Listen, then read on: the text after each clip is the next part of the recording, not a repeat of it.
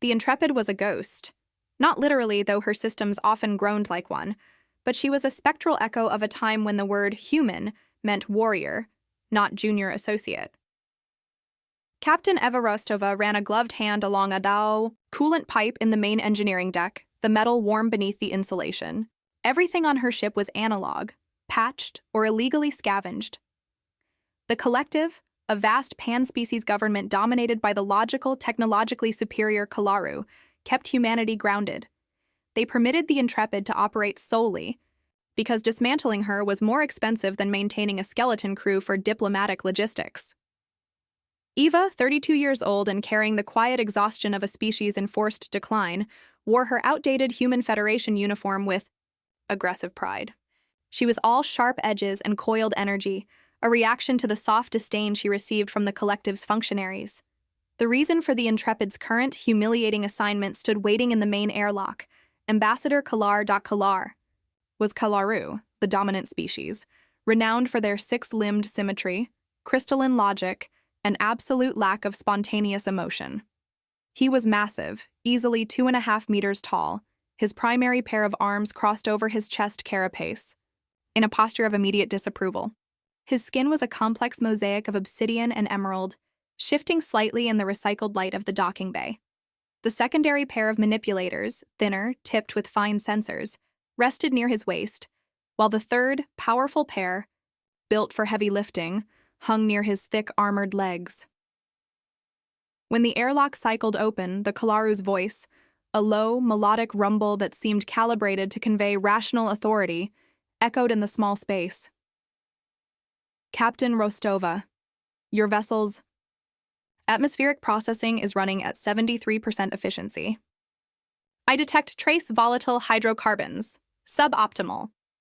Eva stepped forward, offering a crisp, traditional salute that Kalar ignored. Ambassador, welcome aboard the Intrepid. Her efficiency is subjective. She'll get you where you need to go, on time and intact. That, sir, is optimal. Kalar's multifaceted eyes, each lens shifting independently, focused on her face. It was the Kalaru way of dissecting an expression they found baffling. Intact is the requirement. Your species' reputation for operational chaos precedes you. The fate of the Gornian sector peace accords rests upon my arrival. I trust you understand the criticality of predictable execution. Eva felt the familiar heat of defensive anger. I understand the criticality. I also understand relics. This ship is the last of her kind, and I guarantee you, she knows how to run silent and run deep in ways your sleek modern cruisers never will. She survived the Unification War. You will be safe. Survival is not my concern, Captain. Logical delivery is. I have transferred my personal logistical files to your main console. I expect immediate review and implementation. The SAO. Transfer chimed instantly in Eva's pocket display. Kalar had already optimized their entire 5-day route, reducing estimated transit time by 6 hours, and rerouting them through the volatile Dreadnought's graveyard, a region infamous for gravitational anomalies and stray energy signatures. Ambassador, the graveyard is restricted, even for collective diplomatic transit. It is unstable. It is 87 light minutes shorter, Captain. My calculations indicate the risk factor is statistically acceptable, provided your pilot executes a 0-degree gravitational drift upon entering the Kavash field. I assume your crew is capable of this maneuver, despite the antiquated nature of this ship's navigation array. Eva looked at the sheer arrogance in his stance. The Kalaru's efficiency was legendary, but their disdain for human intuition and risk mitigation drove Eva mad. My pilot, Commander Alexei, is capable. But the graveyard is where every derelict sensor array and automated mine from the war settles. It's too much noise, Ambassador. We stick to the established lane. Kalar took a precise, single step closer, his height dominating her. The air suddenly felt thinner. Captain Rostova, a human characteristic I have spent cycles studying is emotional resistance to empirical data. The political situation requires haste. You will execute the optimal route. This is not a negotiation, it is a directive, ratified by the Collective's Supreme Council. Your commission depends on compliance. He didn't need to elaborate. Humanity's few remaining freedoms hung on compliance. Eva's jaw tightened. Understood, Ambassador. The graveyard it is. But any deviation from my tactical protocol in that sector will be met with immediate and human force. Kalar seemed to process the threat like a mild atmospheric reading. Fascinating. Your species is so quick to escalate to hypothetical violence. I look forward to observing the data points you generate. He turned, the slight rustle of his armored diplomatic robes the only sound, and marched toward the small, repurposed officer quarters. Eva watched him go, a slow, burning resentment settling in her chest. She hated the collective. She hated her species' reduced status, and she absolutely hated this imposing, six-limbed embodiment of cold, superior logic who now occupied her ship. She needed to get him to the Tox alive, intact, and on time. If she failed, the collective would have the perfect excuse to finally mothball the Intrepid and permanently end human military command. She turned to her first officer, Lieutenant Vera Solikova, a small woman whose eyes perpetually looked like she'd just swallowed a lemon. Vera, prep for a jump into the Dreadnought's graveyard. Tell Alexei to double-check the grav compensators and tell engineering to route auxiliary power directly to the navigation array. Kalaru efficiency just painted a massive target on our only warship. Vera sighed, adjusting the outdated headset on her ears. He smells like ozone and contempt, Captain. Just thought you should know. I smelled it the moment the airlock cycled, Vera. Let's prove the efficiency of chaos, shall we? Eva strode onto the bridge, the ancient captain's chair, creaking a welcome beneath her. She knew the graveyard was dangerous, but she also knew the Intrepid better than Kalar knew his own schematics. She hoped. The moment the Intrepid punched through the jump gate, the ship's antiquated systems flared with warning lights, transforming the bridge into a strobe light show. They hadn't even reached the graveyard yet. Navigation reports immediate power. Drop to primary stabilizers, Vera shouted from her console, her knuckles white on the controls. Eva slammed her hand down on a manual override panel, a relic from the 22nd century, forcing the power back online. The light steadied. Alexei, report. Commander Alexei was white-knuckled in the pilot seat. Just a flicker, Captain. Massive energy drain on the jump beyond prediction. The power fluctuation wasn't random. Someone rerouted auxiliary flow from the stabilizers to the environmental controls on Deck 3. It was fast, efficient, and almost catastrophic. Deck 3 housed the most critical system on any Kalaru vessel, the temperature-sensitive ambassador. Eva swore under her breath a guttural human Federation curse. Ambassador Kalar's suite? Precisely, Captain. The environmental controls there briefly spiked to a level that would have cooked a Kalaru carapace. A fraction of a second later, the system was stabilized, but the initial draw nearly took us offline. Eva's mind raced. Sabotage. Not just of the ship, but a direct, lethal attempt on Kalar the moment they initiated the trip. The efficiency of the attempt suggested professional work, or someone who knew the Intrepid's quirks intimately. She immediately activated the ship-wide intercom. All hands secure all non-essential activities. We are on high alert. Engineering, sweep the power conduits for foreign implants or parasitic software. Eva rose and marched to Deck 3. She found Ambassador Kalar standing motionless in the center of his spacious quarters, which he had already stripped of personal human touches and replaced with sleek metallic monitors displaying complex mathematical matrices. The temperature was back to the glacial norm Kalaru required. Kalar's primary eyes fixed on Eva as she entered. Captain Rostova, I was about to contact you. The environmental fluctuations during the jump were wholly inconsistent with the expected energy expenditure of a warp transition. Eva cut him off, her voice low and sharp. It wasn't a fluctuation, Ambassador. It was an assassination attempt. Someone tried to boil you alive. Kalar paused, his 6 limbs frozen. He processed the statement not with alarm, but with clinical interest. The power surge was rerouted from the primary stabilizers, causing a momentary, predictable dip in ship integrity. A highly illogical trade-off for such a low-probability kill mechanism. It's not illogical if the saboteur knew the system, would immediately correct itself after the draw, ensuring the ship survived, but you died. Who knows about your sensitivity to heat? The collective census of my species' physiological parameters is public record, Captain. Furthermore, my travel itinerary was guarded by the highest levels of encryption. Kalar then delivered a chilling non sequitur. However, the Intrepid's crew roster is publicly available. I have analyzed the psychological profiles of your 23 personnel. Your security officer, Lieutenant Kalin, scored highest in markers for suppressed resentment and anti-collective sentiment. Eva felt a fresh wave of fury. You've analyzed my crew? Ambassador, they are the most loyal humans left in the eye. Service! They keep this relic flying out of pride. Pride is a variable, Captain, and variables are vulnerabilities. This is precisely the reason my culture prefers command structures based on dispassionate data. You select based on trust and emotion. We select based on probability of adherence to mission parameters. I selected based on years of shared trenches and loyalty. Kalin saved my life on Torvin Prime. He wouldn't risk this ship. A human would risk anything for the perceived justice of past grievances, Captain.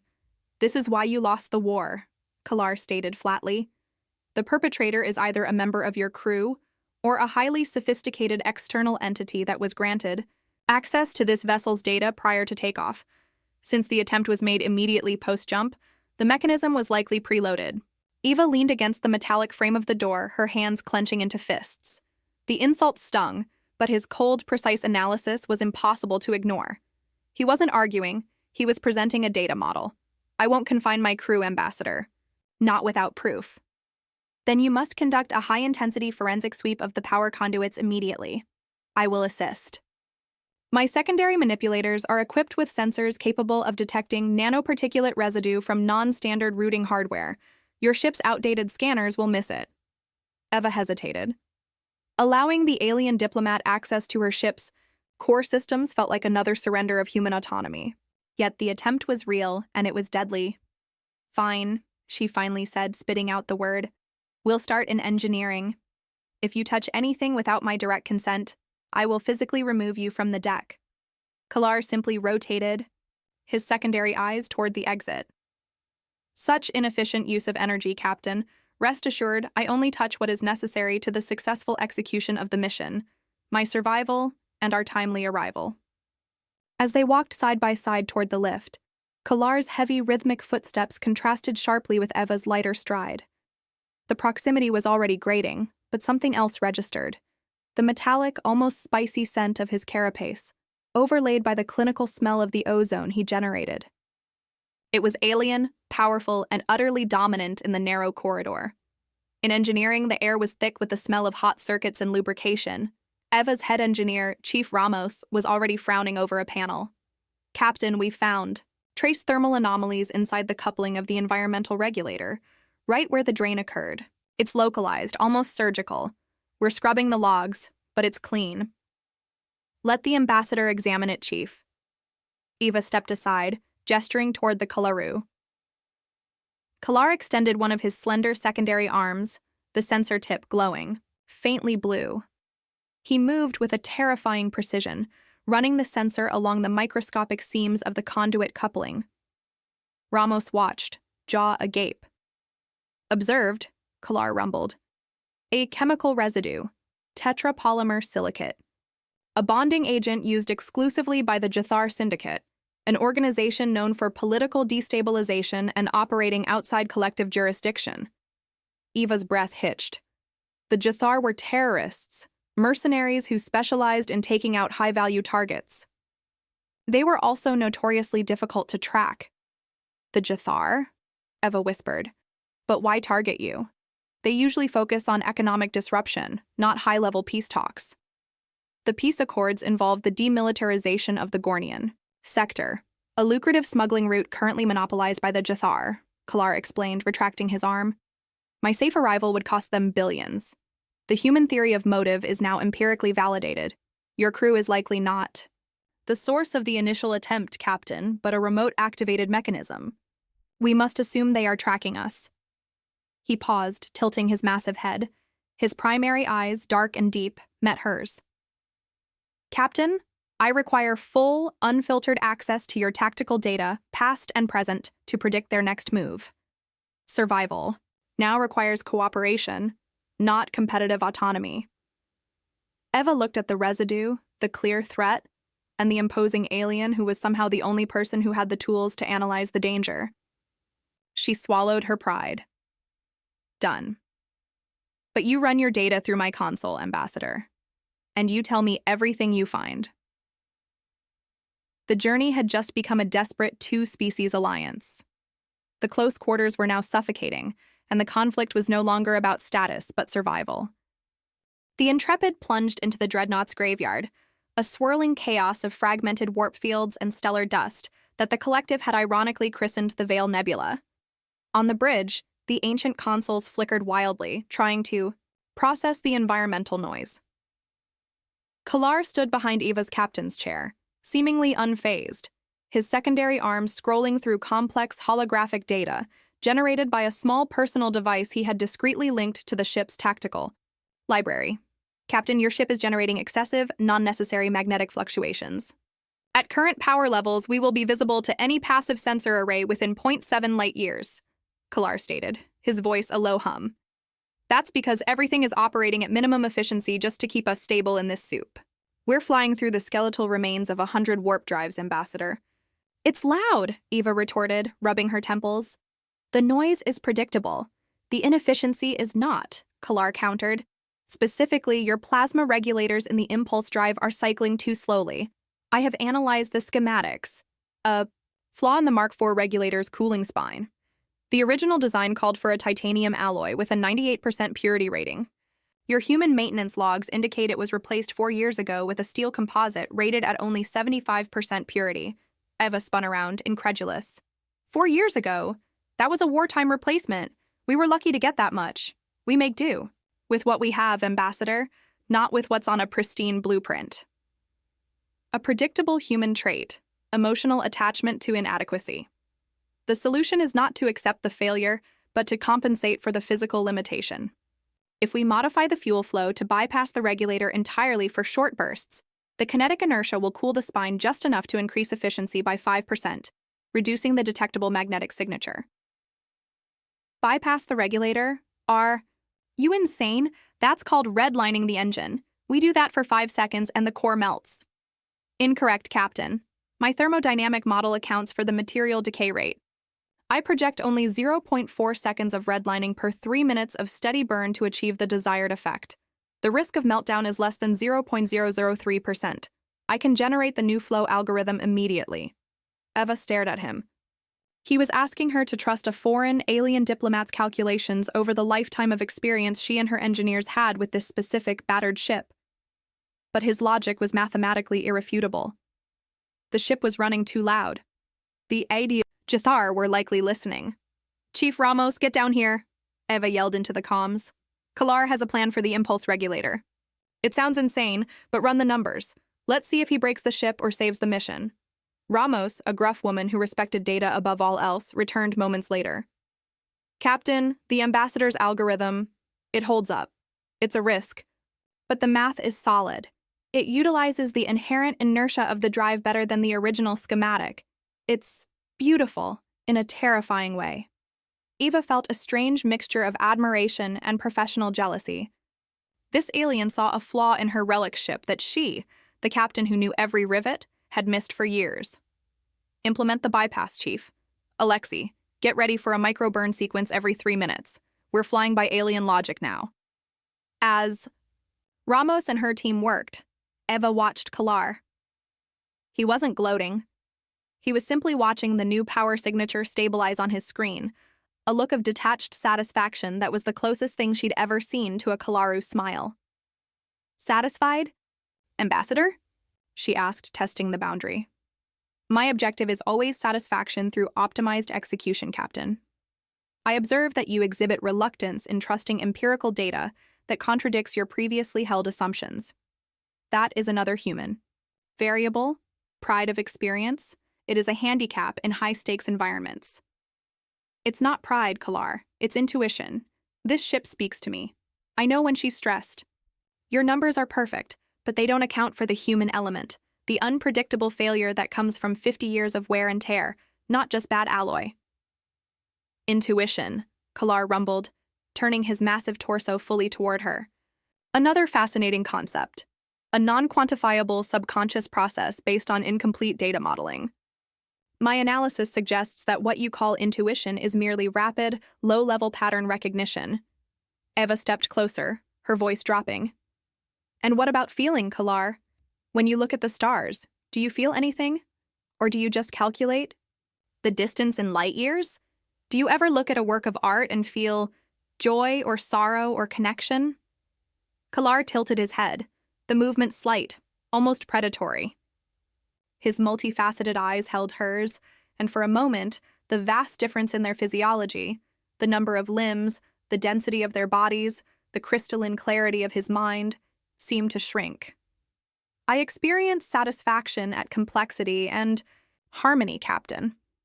I register the visual data of human art, the intentional use of non-optimal color arrangements, the emotionally evocative shapes. Joy, as your species defines it, is a burst of dopamine intended to reinforce survival positive behaviors. Sorrow is a biochemical withdrawal of those reinforcing agents. These are not feelings, they are chemical reactions that impair judgment. Eva felt a chill. You truly believe that? I have no capacity to believe, Captain. I only have the capacity to know based on data. Then you're missing the point of existence, Eva countered fiercely. That chemical withdrawal, that sorrow, is what makes us fight for things we love. That rush of joy is what makes the fight worthwhile. It's not a handicap, it's the engine of our will. And it is the engine of your species' self-destructive history, Kalar concluded, the conversation ending as cleanly as a mathematical proof. He returned to his screen. Just as Eva was about to turn away, a low-frequency thrum vibrated through the deck plates, entirely separate from the engine noise. Captain, passive sensor ping. I'm reading a faint directed energy signature, rapidly. Closing from astern, Vera reported, her voice tight with tension. It's small, unclassified, and moving at impulse cruise velocity. Kalar's head snapped up. The magnetic signature reduction failed. They knew the optimal route was Zal. A necessity, and they pre-positioned a sensor array inside the nebula. This is G-Thar. Eva was already in her chair, the debate instantly gone, replaced by pure command focus. Alexei, evasive pattern Delta 4. Ramos, prep all auxiliary power for shield projection. Vera, identify that contact. It's a drone, Captain. Heavy armor, no life signs, armed with a shaped charge. It's on an intercept course, locked onto our thermal exhaust. The assassination attempt was no longer remote. It was a tangible, incoming threat, forcing the human captain and the alien diplomat into their respective roles, the commander of chaos and the cold observer of necessary action. The Intrepid shuddered as Alexei put the relic ship through its paces. The Intrepid was a warship, but her guns were decorative. The collective had stripped all high-yield weaponry decades ago. Eva's only defense was speed, maneuverability, and the thickness of her hull, against a Jethar-shaped charge that wasn't much. Alexei, give me a hard turn to port, full thrust on the modified impulse drive, Eva commanded. The ship lurched violently, the sudden red-lined microburn sequences causing the drive to scream. Kalar, with his six-limbed stability, didn't even sway. Captain, your maneuver is predictable. You expose the weaker dorsal armor. Divert energy to the forward shield array immediately and initiate a gravitational slingshot utilizing the nearest fragmented warp engine signature. Kalar ordered, not asking, his voice cutting through the bridge noise. Eva hesitated for a split second. A slingshot utilizing a derelict, unstable warp signature was suicidal. If the fragment collapsed, they'd be pulverized. That's too much of a risk. It is a necessary risk. The drone is already compensating for your port turn. It has achieved weapons lock. We are 0.8 seconds from impact. In that fraction of time, Eva didn't think. She felt the truth in his analysis.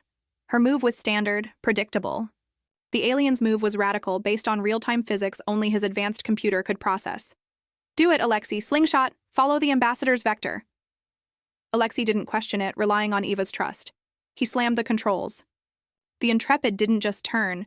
She was violently grabbed by the rogue gravity field of the dead engine, accelerating them away from the drone at impossible speed. The drone missed, Its shaped charge detonated harmlessly 50 meters behind their tail, the impact shuttering the bridge but leaving the hull intact. Shields holding at 85%. Vera reported, breathing heavily. Eva leaned back, her heart hammering against her ribs, a rush of pure adrenaline, that dangerous, illogical human feeling flooding her system. She looked at Kalar, who was already running a post-maneuver analysis. Efficient, he murmured, referencing the escape. However, the detonation alerted 2 additional Jathar patrol drones. They are moving to intercept from the high axis. They will attempt a pincer movement. We cannot outrun 3.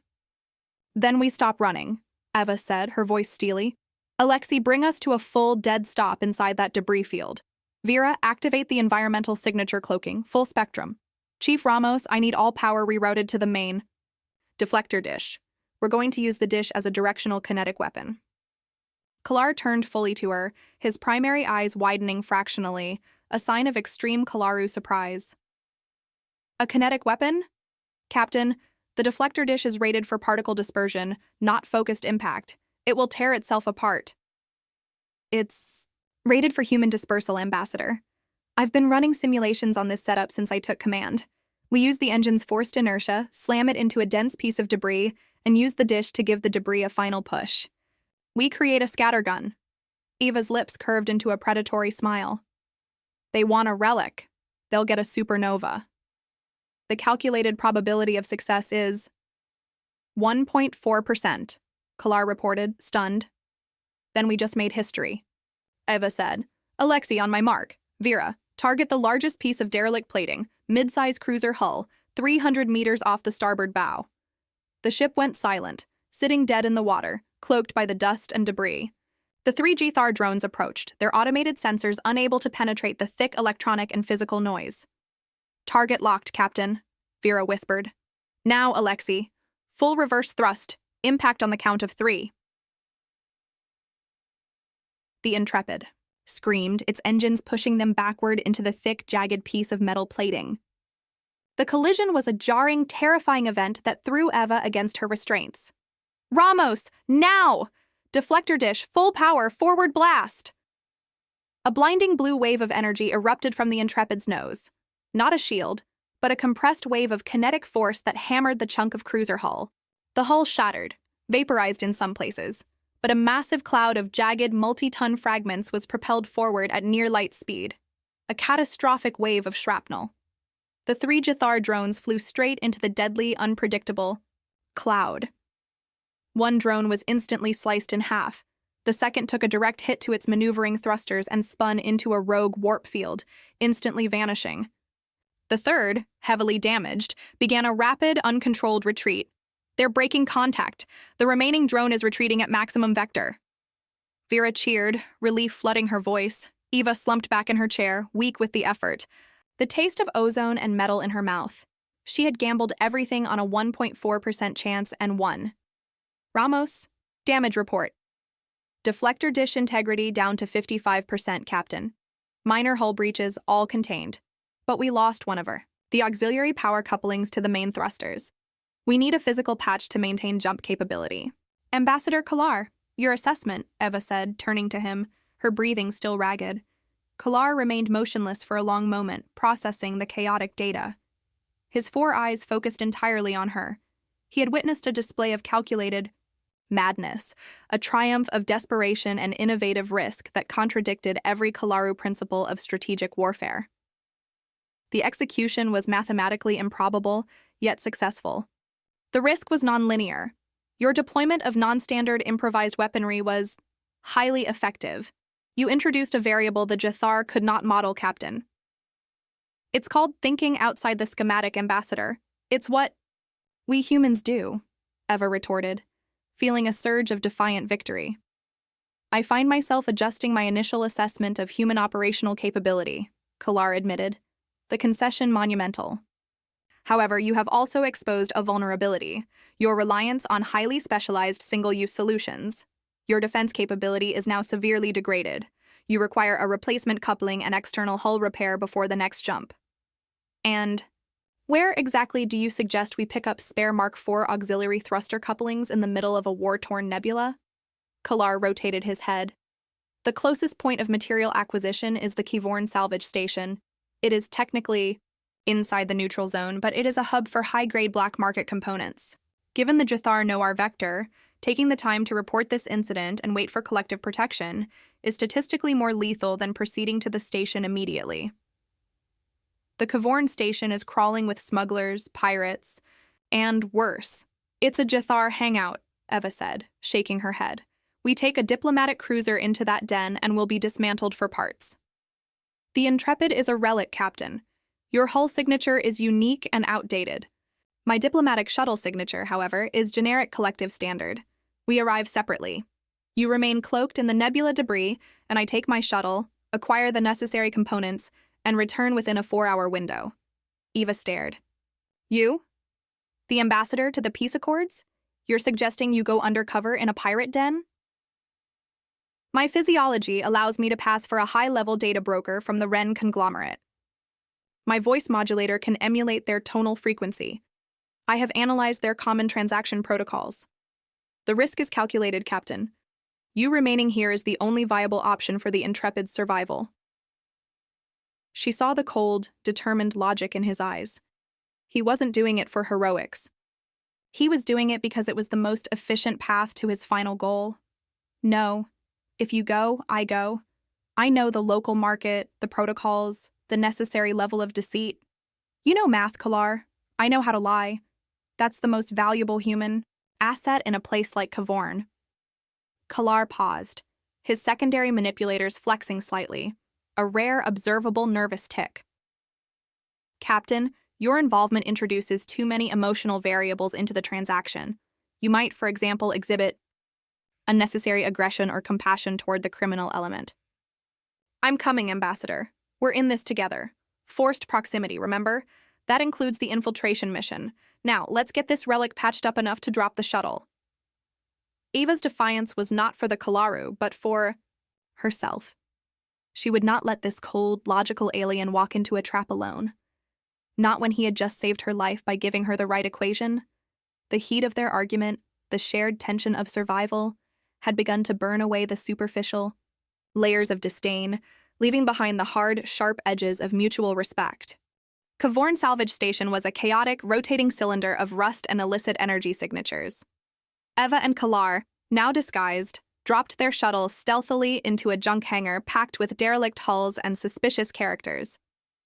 Eva wore an old, heavily patched cargo jacket and a hood that obscured her face, adopting the hunched, weary look of a low-level spacer. Kalar, however, was transformed.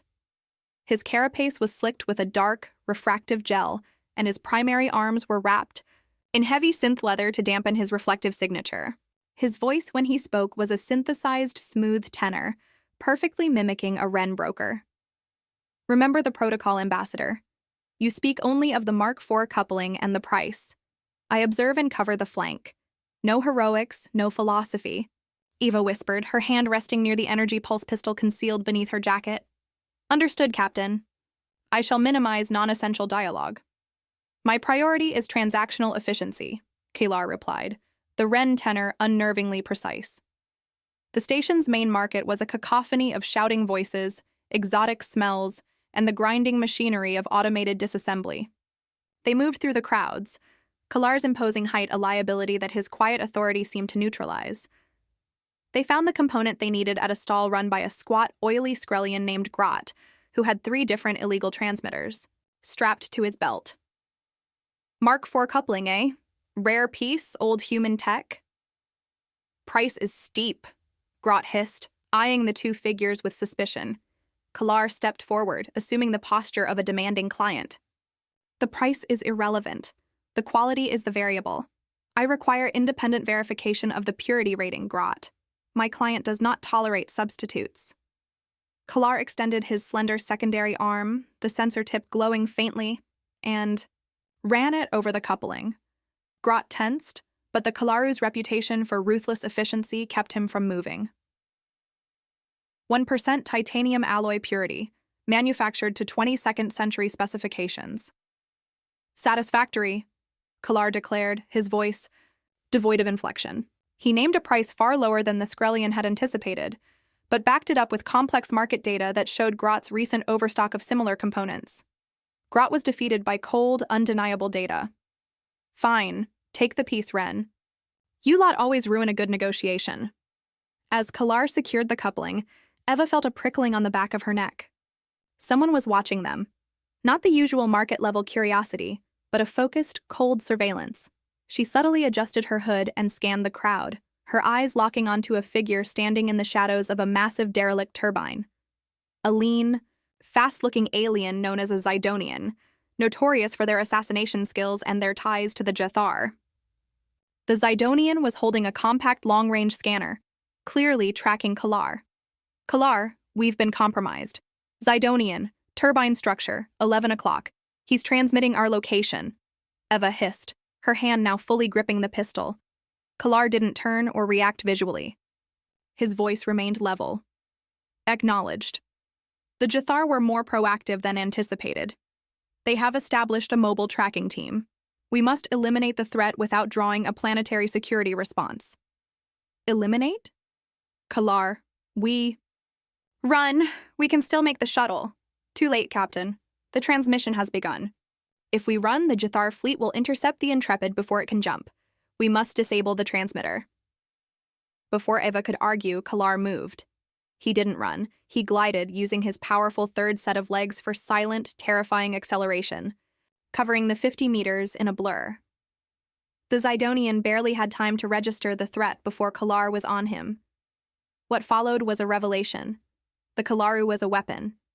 He didn't fight with fury or brute strength, but with perfect, calculated leverage. He used his 6 limbs in a terrifying synchronized dance, blocking the Zidonian's knife strike with a primary arm, while his secondary arm surgically targeted the alien's wrist, snapping it with a clean, low-impact strike. The Zidonian gasped. In shock, dropping the scanner transmitter. Kalar used his third set of arms to pin the alien instantly against the turbine, lifting the Zidonian slightly off the ground. He retrieved the transmitter with his free secondary hand and crushed it instantly. Eva arrived, pistol aimed, adrenaline spiking. Kalar released the Zidonian, who slumped, nursing a broken limb. No unnecessary damage, Captain. Mission parameters achieved, Kalar stated, adjusting his synth leather wraps, not even breathing heavily. Eva was stunned. Kalar, that was highly non-diplomatic. Where did you learn to fight like that? My species views all physical interaction as a series of predictable kinetic events. I was trained to execute the most efficient counter-strike sequence. It is merely applied physics, Captain, not aggression. But the market was now aware. Grott was shouting in alarm, and heavy armored security bots were descending from the rafters. Physics lesson over. Run! Eva grabbed Kalar's primary arm, the first time she had physically touched him outside of accidental brushing. His carapace was hard, surprisingly warm, and felt like polished marble. They bolted, running through the narrow, twisting service tunnels back toward the hangar. Eva, relying on her human agility and quick thinking, took the lead, shooting out a security camera with a precise bolt of energy. As they ran, Kalar spoke in his Ren broker voice, unnervingly calm. Captain, you have introduced an unnecessary variable, a physical touch. My physiological sensors indicate a spike in your heart rate and respiration that cannot be solely attributed to exertion. Shut up, Kalar. I'm focused on not getting disintegrated, and that spike is called fight or flight. The spike registered 1.2 seconds after the fight concluded, Captain. Your emotional center is misfiring. They reached the shuttle. As they sealed the ramp, Eva leaned against the wall, catching her breath. Kalar stood over her, the coupling safely stored. Let's review the data, Captain, Kalar said, his Ren tenor gone, replaced by the deep, resonant rumble. I analyze. We have the part. We have identified the enemy, Jathar. They have a mobile tracking component. And I analyze, Eva countered, still gasping slightly, that you are more than a diplomat, Kalar. You're a trained warrior. Why the facade? Why the emphasis on nonviolence if you are capable of such efficient brutality? Kalar remained silent for a long, unsettling moment. My species achieved peace through the calculated elimination of variables. We found that emotion, specifically aggression, introduces unnecessary energy waste. I fight only when the data indicates that physical intervention is the most resource-efficient method to preserve the mission objective. I am a diplomat because diplomacy is the most efficient path to long-term stability. The fighting is merely a skill set. You're a beautiful, terrifying machine, Eva murmured, then immediately regretted the word beautiful. Kalar didn't seem to notice. Your terrifying is a non-empirical descriptor, Captain. However, your machine is accurate. Now let us return to your ship. Our clock is running faster than anticipated. As the shuttle lifted off, Eva watched Kalar connect the new Mark IV coupling to his personal diagnostics. She was no longer watching an alien bureaucrat. She was watching an alien warrior who could calculate the precise physics of a broken wrist and the ideal moment for a declaration of peace. The intimacy of their shared risk had cracked the wall of his logic, allowing her a dangerous, exhilarating glimpse inside. She felt the beginning of something that definitely was not a survival-positive behavior. Back on the Intrepid, secured deep in the nebula's electronic fog, the air was thick with mistrust. The new coupling was installed, and the ship was quiet. Too quiet. Eva, Kalar, and Vera were locked down in the bridge, having confined the entire 23-person crew to their quarters under the guise of deep space radiological lockdown. The Jithar knew our trajectory, Ambassador. They knew the precise time of the initial assassination attempt, and they knew the exact moment we initiated the Kavorn detour, Eva summarized, pacing the bridge, running a hand through her short, dark hair. That is not just external tracking, that is an internal leak. Affirmative, Captain. The data suggests a compromised individual or a pre-positioned software packet with high-level access, Kalar agreed, his massive primary arms resting on the console. I have analyzed the crew logs. No single individual has accessed the encrypted flight plan beyond yourself and Commander Alexei. Alexei is an extension of my command, Kalar. He's been on this ship for 7 years. He is loyal, Eva insisted, but the insistence was starting to crack. Loyalty, as previously discussed, is an emotional variable, Captain. It is not an immutable parameter. I propose a test of logic over emotion. We isolate the system accessed by Alexei and yourself, the emergency jump protocol. The emergency jump protocol was the Intrepid's most guarded secret, a relic piece of code that could manually override the collective's navigational locks and jump the ship anywhere, without calculation, purely on a set of pre-programmed coordinates. Impossible.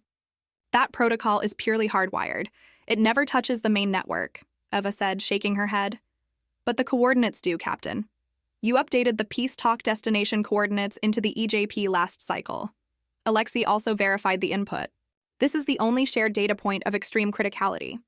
If there is a packet listening in on this ship, it is waiting for a command sequence based on that data. And how do we expose it without giving the Jithar the ability to jump the ship into a sun? Eva challenged. Kalar leaned back, his 6 eyes focused on the starfield outside the viewport. We feed the listening packet a false sequence. We input a new, arbitrary destination into the EJP that is non-lethal, yet highly distracting.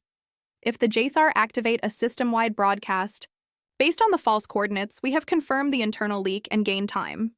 Eva found herself once again grudgingly impressed by the cold, tactical brilliance. It's a good plan, but we still don't know who the source is.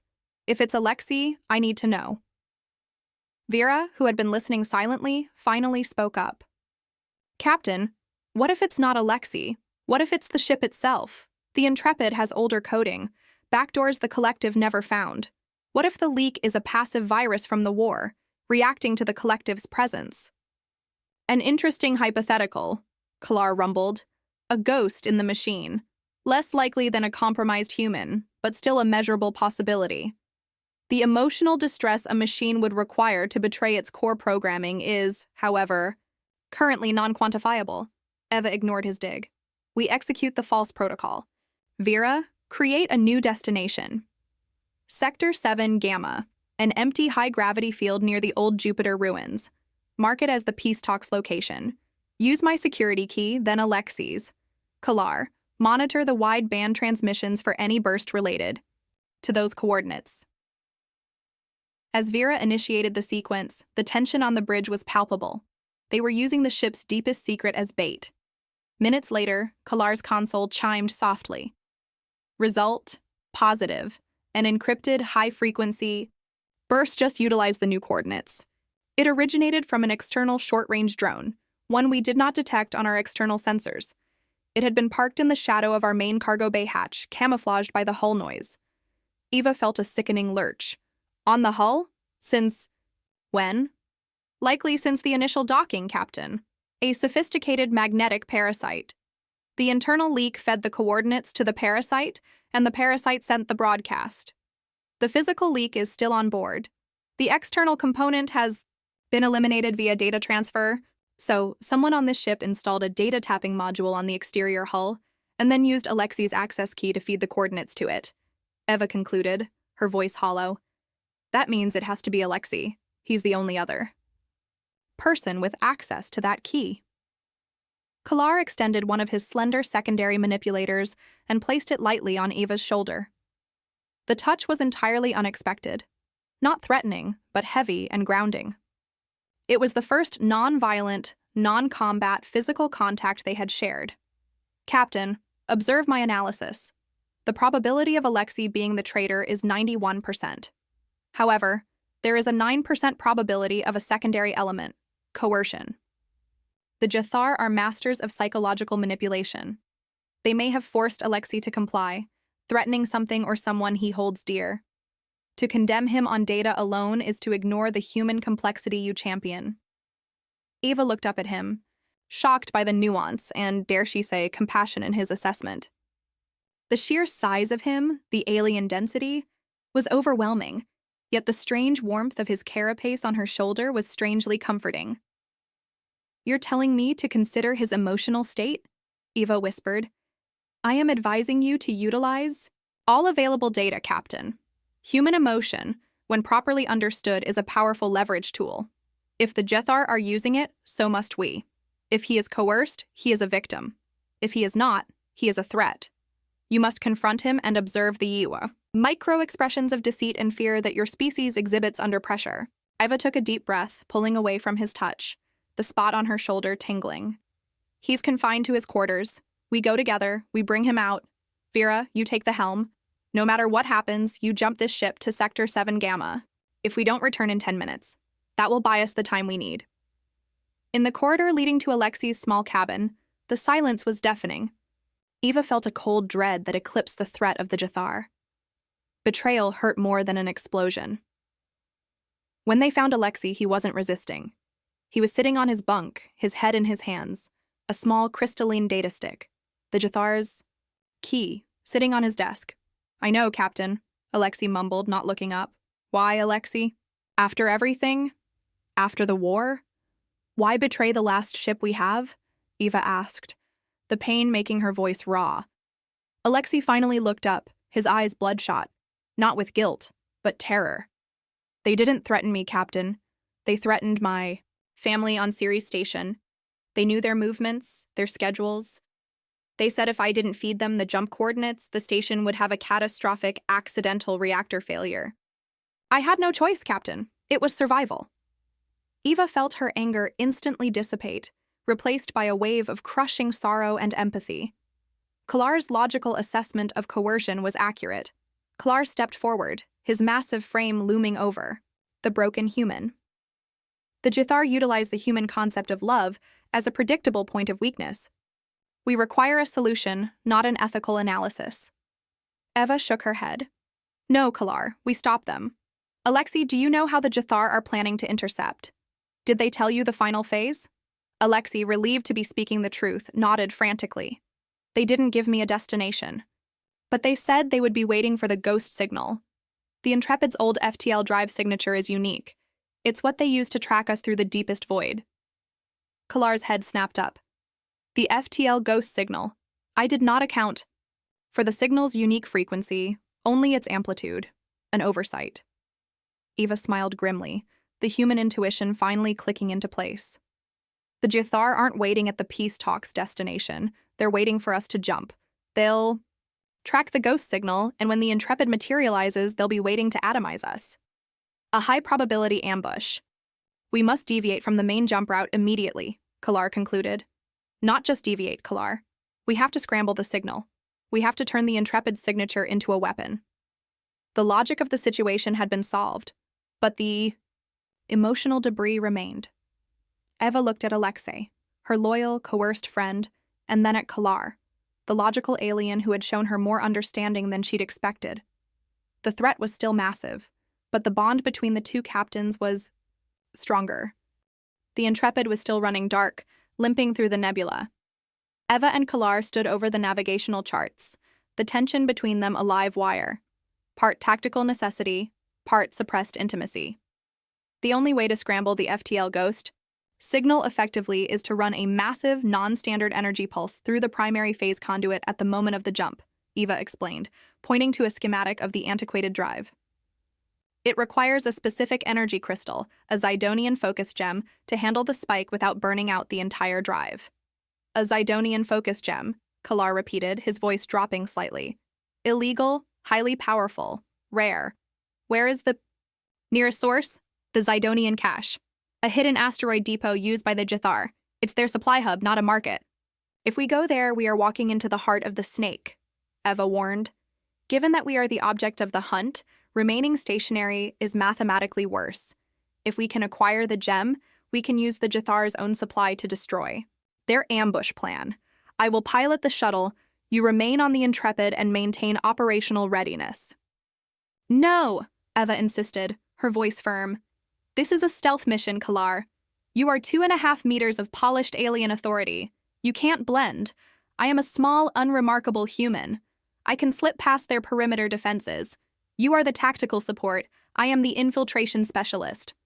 Kalar looked at her, and for the first time, Eva detected a flash of something that resembled concern.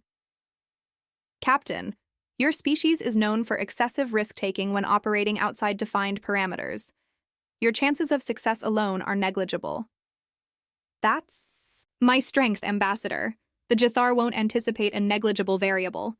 They'll be looking for a coordinated assault, not a human walking in the front door with a wrench, Eva countered. Kalar sighed, a strange, dry sound that seemed to be the Kalaru equivalent of exasperation. If you must engage, you will. Utilize the Ren cloaking technology I acquired on Kavorn, and you will maintain a continuous encrypted telemetry link to me. If your heart rate exceeds 150 beats per minute, I will initiate an extraction sequence regardless of your personal safety. Eva felt an irrational warmth spread through her chest. That's almost like caring, Kalar. It is a preservation protocol, Captain. Your demise would jeopardize the peace accords. Nothing more. The landing on the asteroid was silent. Eva, dressed in her dark utility suit, slipped into the cache, a complex network of tunnels carved into the rock. The moment she entered, the air was cold, metallic, and heavy with the scent of high-grade explosives. She moved quickly, relying on her intuition and her small size, navigating by the faint heat signatures of automated maintenance bots. Kalar's low rumble in her earcoms was a constant, guiding presence. Tunnel Beta 7, Captain. Maintenance unit heading your direction. Move to the northern wall recess immediately. Probability of detection, 0.2%, Kalar instructed. Eva pressed against the cold rock, the massive bot grinding past her. Alexei would have just told me to duck. Your specificity is unsettling. I provide optimized guidance. I do not rely on subjective commands. She finally found the main supply vault. It was guarded by a sophisticated laser grid that pulsed randomly. Vault entrance in sight, Kalar. Laser grid is randomizing every 3 seconds. I need to get through this without triggering the seismic alarm. Stand by, Captain. Analyzing the randomization algorithm. Kalar was silent for a full 30 seconds, the longest period of quiet Eva had ever experienced from him. The pattern is not random. It is based on a complex 3-dimensional prime number sequence. I have derived the next 20 safe windows. They are non-consecutive. The first window opens in 8.3 seconds. You must move on the downbeat. Eva took a deep breath. This was the ultimate test of human instinct versus alien logic. She had to trust his numbers completely. Counting down, Captain, now. Eva sprinted, weaving through the shimmering red lasers, relying on the precise timing Kalar was feeding her. She felt the heat of a laser graze her shoulder, a near miss that sent her heart rate spiking. Heart rate just hit 155. "Captain, extraction protocol initiated," Kalar stated, his voice now laced with an unexpected urgency. "Too late. I'm in!" Eva gasped, forcing the heavy vault door shut behind her. The vault was filled with glittering, dangerous technology. The Zidonian focus gem sat on a pedestal, glowing with internal power. As Eva reached for it, a loud metallic click echoed from the corner. A Zidonian guard, larger than the assassin from Kavorn, stepped out, armed with a heavy energy rifle. "Freeze, human. You've just walked into a very lucrative trap," the Zidonian growled. Eva didn't hesitate. She fired her pulse pistol, but the Zidonian's armor shrugged off the shot. She immediately dove behind a stack of plasma grenades, her mind racing. "Kalar." "Immediate combat. He's armored. I need a vulnerability." Kalar's voice was instantly back, sharper than before. "The standard Zidonian armor has a thermal sink in the lower lumbar plate. High-impact kinetic weapon required. Improvise." "Captain!" Eva spotted a rack of specialized small-impact magnetic welding slugs, normally used for hull repairs. She grabbed 3, loaded them into her pulse pistol, and overcharged the firing mechanism. Improvising. She leapt out, firing the magnetic slugs at the Zidonian's lower back. The impact was negligible for a human, but the slugs, supercharged, caused the thermal sink to violently rupture. The Zidonian screamed, momentarily stunned. Eva seized the chance, grabbed the focus gem, and ran. "I have the gem." "Rendezvous at extraction point Delta." She sprinted through the tunnels, the seismic alarms now blaring. As she reached the final corridor, a massive explosion rocked the tunnel behind her. Kalar, in the shuttle, had initiated a controlled demolition to cover her retreat. Eva dove into the shuttle ramp just as Kalar hit the ascent thrusters. The moment she was safely inside, Kalar turned, shedding his Ren disguise. He was furious, his primary arms vibrating slightly. "You exceeded the emotional variable threshold, Captain. Your heart rate peaked at 180. That was an act of extreme, non-essential physical endangerment." Eva was panting, clutching the focus gem like a trophy. "I got the part, Ambassador. That's all that matters. And for the record, I was thinking with my brain the entire time. Your brain, actually. I just added the human element. The dive." Kalar reached out, his secondary manipulator hesitantly touching the area where the laser had grazed her suit. "You are injured. The protocol was for preservation, not injury." Eva reached up, covering his hand with hers. The difference in texture, her rough glove, his smooth, dense carapace, was electric. "Thank you, Kalar. You saved my life with data. Now let's save the galaxy with a little chaos." The shared risk, the combined human intuition and alien logic had forged an undeniable connection. The fear she saw in his eyes was not for the mission, but for her, a data point he couldn't logically explain. Back on the Intrepid, secured in a newly found cloaked asteroid field, the atmosphere was strained. Eva was in the small medical bay, patching the graze on her shoulder. Kalar stood nearby, observing with the intensity of a scientist watching. "A rare chemical reaction. The wound is superficial, Captain. Your human dermis is surprisingly resilient, given its poor natural defenses," Kalar noted, his primary arms crossed. "Thanks for the confidence booster, Ambassador. My skin might be thin, but it holds up better than your logic did when you thought you could just stroll into a pirate den," Eva retorted, wincing as she applied antiseptic. Kalar moved closer, slowly, deliberately. "My initial assessment of the situation did not account for your refusal to comply with my protective suggestion. That, Captain, is the central issue with human interaction, the unquantifiable element of self-sacrifice and defiance." Eva looked up at him, her eyes tired. "It's not defiance, it's partnership. We are both risking our lives for those peace accords. Don't pretend you're just a passenger." "I am a variable, Eva," Kalar said, using her name for the first time. The sound was a low, resonant note that made her shiver. "And you are the central, non-predictable variable that is increasingly destabilizing my capacity for objective analysis." He paused, adjusting his stance. My species, the Kalaru, views emotion not as a weakness, but as a contagion. The Unification War was fought because humans, driven by rage, fear, and territorial ambition, refused to adhere to resource distribution models. You are inherently chaotic. We believe that to coexist, we must sterilize the chaos. And you think you can sterilize love? Or loyalty? Or the way I feel right now? Eva challenged, her voice low. Kalar took a small step back, his density overwhelming the small room. Your current physiological data indicates high levels of endorphins, residual adrenaline, and a pronounced vasodilation response. This is often associated with the human sensation of attraction. It is the most dangerous form of emotional variability, as it compromises the subject's loyalty to all parameters except the object of the affection. Eva stood up, wincing, and stepped directly into his space, forcing him to confront her, at eye level. And what does your data show, Ambassador? Does your pure logical Kalaru mind have a model for the fact that every time you speak, every time you calculate a risk to save my life, I want to shatter that carapace of logic and see what's underneath? Kalar was silent, his multifaceted eyes cycling rapidly, processing data points that had no name in his language. His primary arms, which had been crossed, slowly unfolded. My analysis indicates a systemic failure in my central cognitive processes, Kalar admitted, his voice a strained whisper. When you were in danger at the cache, my priority shifted from mission success to Eva Rostova survival. The logical path, to allow you to fail and then recover the gem, myself, was bypassed by an immediate, illogical drive to protect.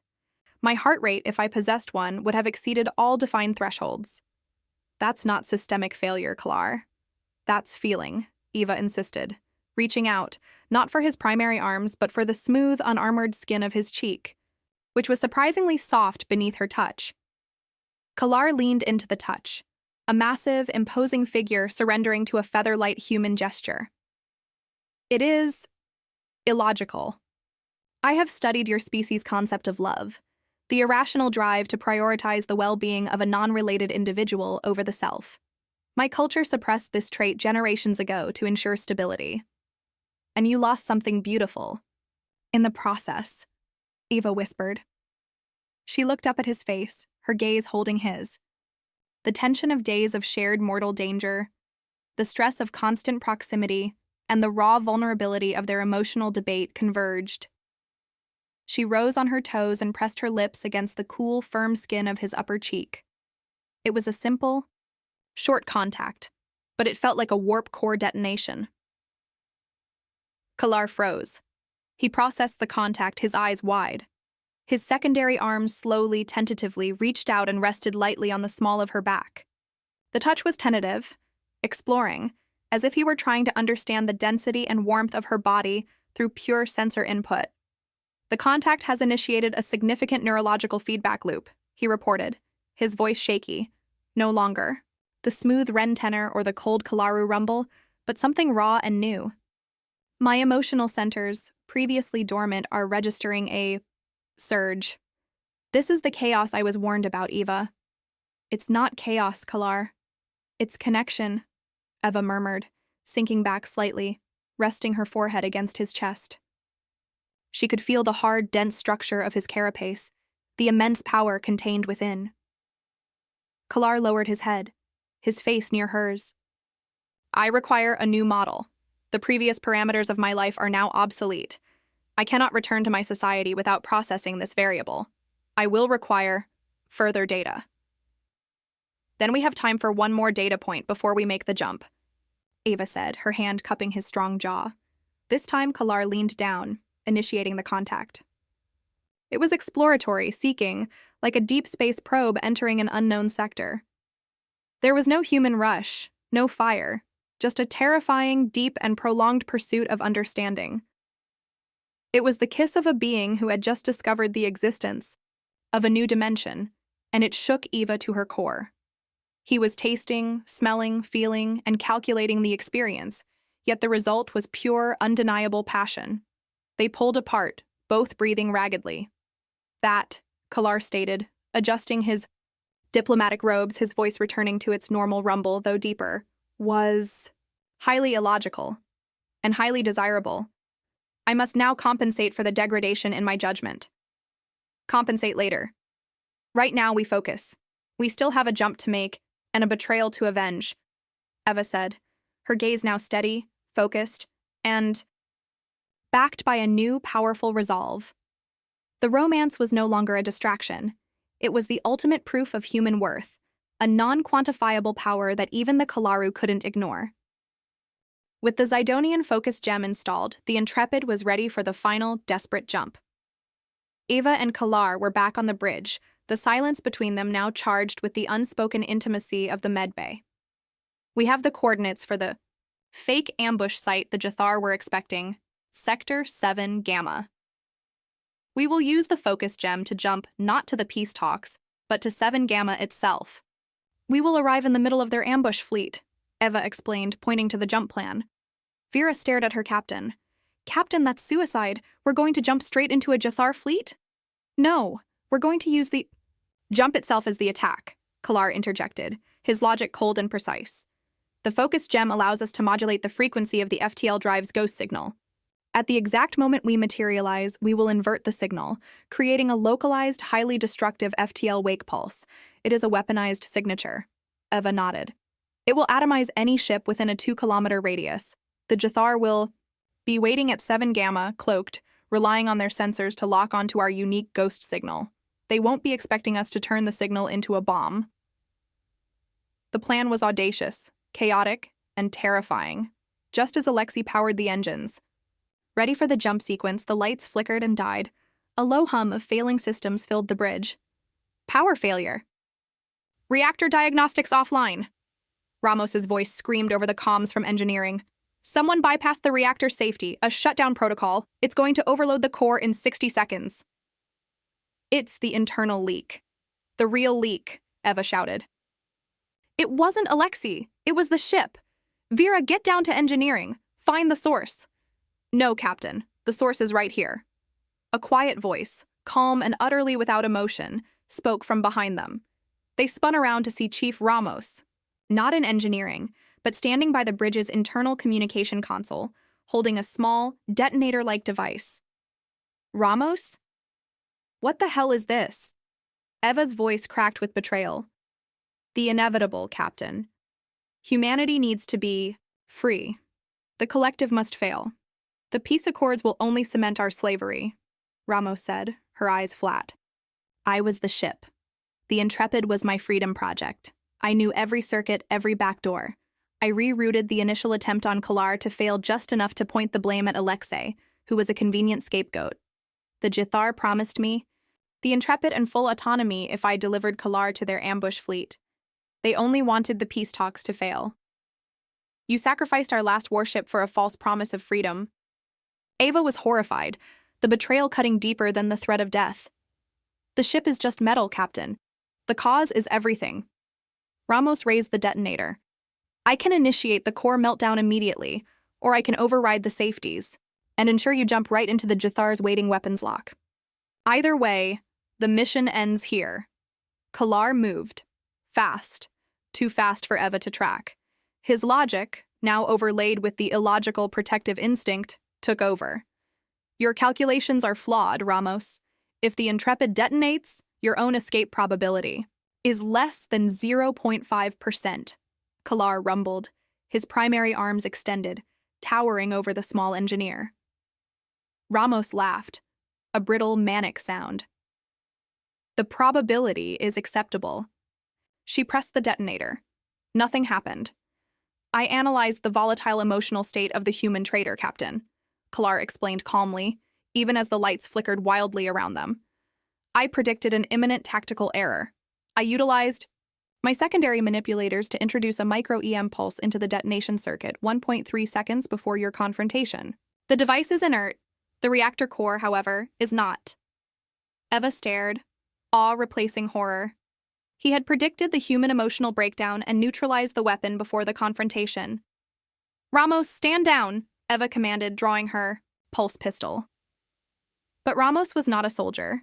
She was an engineer driven by ideology.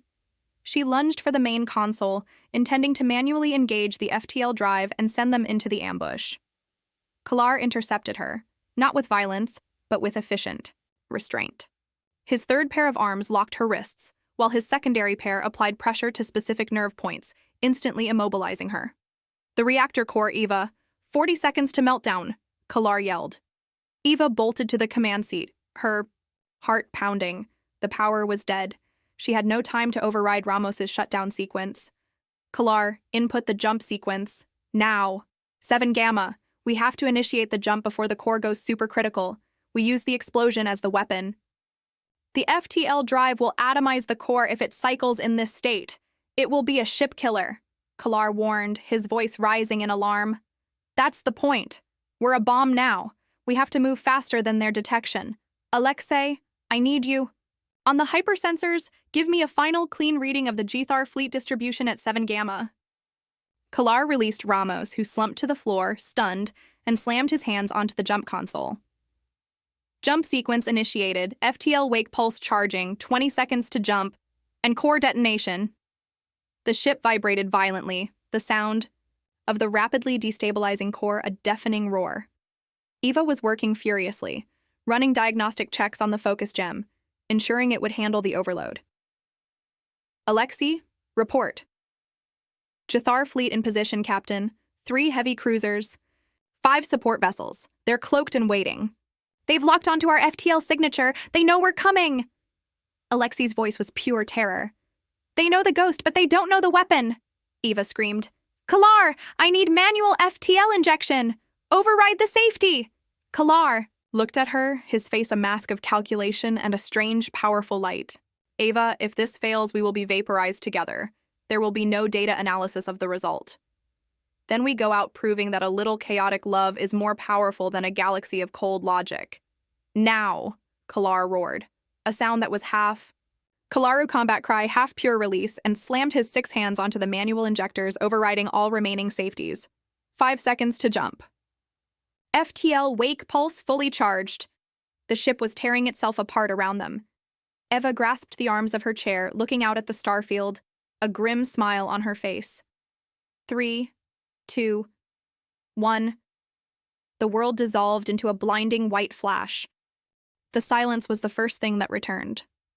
Then the deep, comforting groan of the Intrepid's hull. Eva found herself slumped in the captain's chair, her ears ringing. The emergency lighting was flickering weakly. "Report! Damage report!" She croaked, trying to sit up.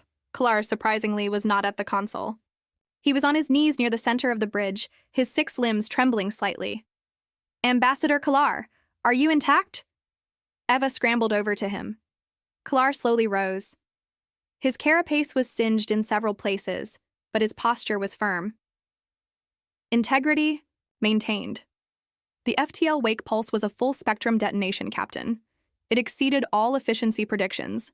The estimated kinetic impact on the target coordinates was complete. Alexei, stumbling from his pilot seat, pointed a shaking finger at the external sensor array. "Captain, the Gthar fleet, it's gone. Vaporized. Not a single particle remains. We jumped into their trap and turned the Intrepid into the ultimate weapon." Eva looked at the screen.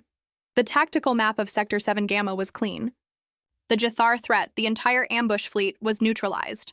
"Ramos?" Eva asked. "Confined and restrained, Captain. She is now a prisoner of war for the collective," Vera confirmed, her voice filled with a stunned reverence. They had survived. They had won.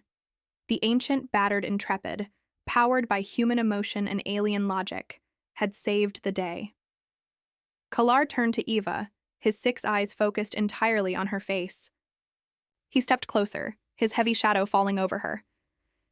"We achieved mission success, Captain. The peace accords are now secure, as the primary source of disruption has been permanently eliminated. The Gthar will no longer have the capacity to destabilize the region. We also almost died, Ambassador. Multiple times. That's an awful lot of inefficiency for one 5-day trip," Eva managed, a tired smile touching her lips. Kalar extended one of his primary arms, and this time, the gesture was not a calculation, but an intention. He gently stroked the hair away from her forehead. I am now forced to update my entire cultural assessment of your species, Eva.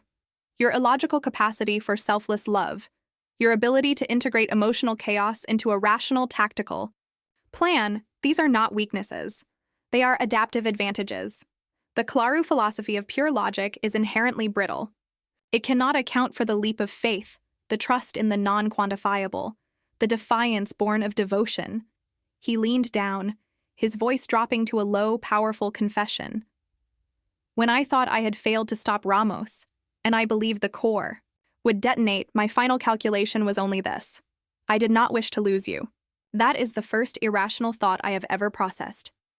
It indicates that the variable has become the primary equation. Eva reached up, grasping his large, strong arm. Then, welcome to the chaos, Kalar. It's what makes life worth fighting. 4. The journey to the Peace Accord station, now a simple, silent warp jump, was anticlimactic. When they arrived, the collective counselors and dignitaries were waiting, all sleek chrome and flawless efficiency. As Kalar stepped onto the docking platform, he was met with the cold, logical praise of his peers. But as he gave his final report, he made a deviation that shocked the entire chamber. The success of this mission was not due to collective technology or protocol, Kalar announced, his voice echoing in the hall. It was due to the calculated chaos and emotional courage of Captain Eva Rostova and the resilience of her relic vessel, the Intrepid. She introduced variables that saved the peace accords. We must recognize that the human capacity for devotion, for love, is not a vulnerability, but a formidable, necessary strength in a cold galaxy. Eva, standing quietly behind him, felt a rush of pride that transcended military rank. When the Mai talks concluded and Kalar was due to return to the Kalaru homeworld, he found Eva overseeing the repair of the Intrepid's scarred hull. I have submitted my resignation to the diplomatic corps, Eva, Kalar stated, stepping into the hangar. Eva turned, dropping her wrench in surprise. Your resignation? Why? Because my life parameters have changed. My purpose is no longer to represent the logic of the collective, but to study the chaotic integrity of the human variable. I have made a preliminary purchase of a decommissioned research station in the quiet sectors of the Outer Rim. I believe it would be an optimal location for our cohabitation. He approached her, his immense form radiating intent. I require a lifetime of data collection, Eva. I require you to show me the full spectrum of this illogical concept. I require you to teach me how to exist in the chaos. Eva walked into his arms, the metal of his carapace cool against her cheek. Then you'll get a lifetime of data ambassador. But you can drop the title. Just call me captain. Kalar lowered his head, his deep voice rumbling against her ear. My love, my chaos. The mission continues. The Intrepid was no longer the last warship of humanity. She was the first starship of a new alliance, built not on fear or logic, but on the powerful, unpredictable energy of cross-species love.